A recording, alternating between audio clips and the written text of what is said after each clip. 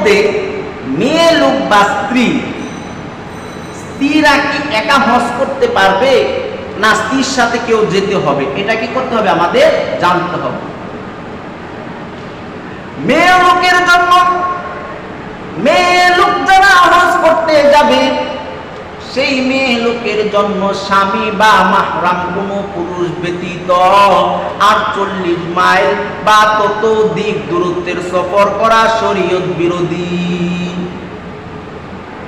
মেয়ে লোকের জন্য মাহরামের যে কোনো পুরুষ স্বামী, আর স্বামী না থাকলে যাদের সামনে যাওয়া জায়েজ, যাদের সামনে পর্দা করা জায়েজ না, যাদের সামনে যাওয়া যায় সেই রকম পুরুষ ব্যতীত কোনো মেয়ে লোক 48 মাইলের দূরত্ব পরিমাণের উপর সফর করা কি শরীয়ত বিরোধী?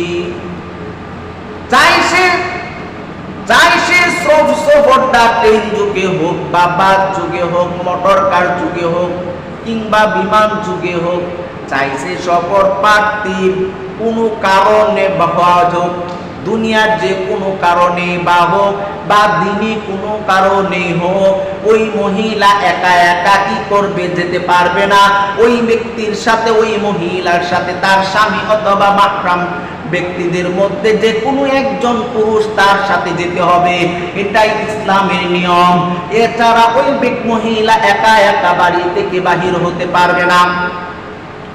হযরত আব্দুল্লাহ ইবনে আব্বাস রাদিয়াল্লাহু তাআলা আনহু, আল্লাহর নবী, বিশ্ব নবী রাহমাতুল লিল আলামিনের একজন সুনামধন্য সাহাবী, একজন হাদিস বিশারদ হযরত আব্দুল্লাহ ইবনে আব্বাস রাদিয়াল্লাহু তাআলা আনহু বর্ণনা করেছেন, কোন পুরুষ যেন কখনো কোন স্ত্রী লোকের সাথে একাকী না থাকে।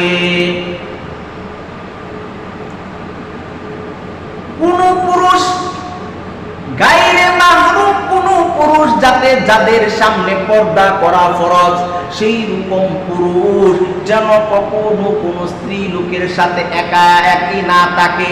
এবং কোন স্ত্রী লোক যে কখনো সঙ্গে, এবং কোন স্ত্রী লোক যাদের সামনে পর্দা ফরজ, ওই রকম পুরুষের সাথেও ব্যতীত ওই রকম পুরুষের সাথেও যাতে একাকী না থাকে।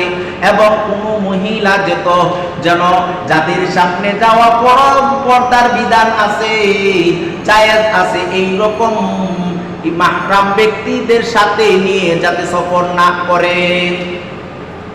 মাহরাম ব্যক্তি ব্যতীত যাতে কোনো ব্যক্তি সফর না করে।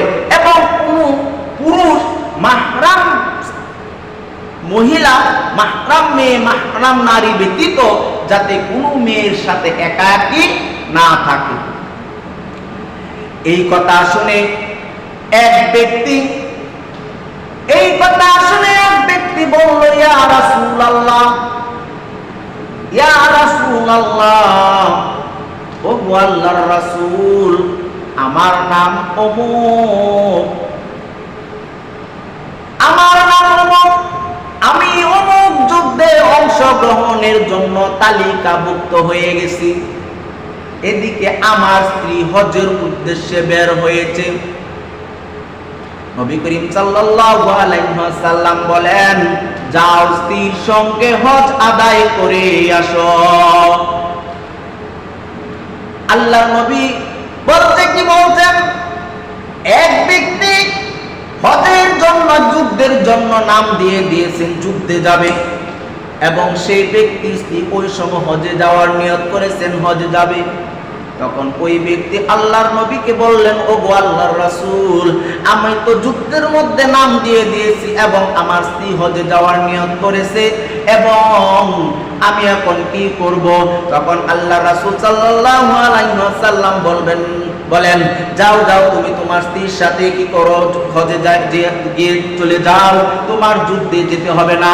এই কথা দ্বারা কি বোঝা যায়? কোনো নারী যেন, কোনো স্ত্রী লোক যেন, কোনো মেয়ে যেন মাহরাম ব্যক্তি ব্যতীত ঘর থেকে যেন বাহির না হতে পারে। তো বন্ধুগণ আমার, মহান আল্লাহ রাব্বুল আলামিন যেন আমাদের সকল মা বোনদেরকে যেন ঘর থেকে বাহির হওয়ার সময় মাহরাম কোনো ব্যক্তিকে সাথে নিয়ে যাতে ঘর থেকে বাহির হতে পারে, সেই তৌফিক যেন মহান আল্লাহ রাব্বুল আলামিন আমাদের সকল মা বোনদেরকে দান করেন।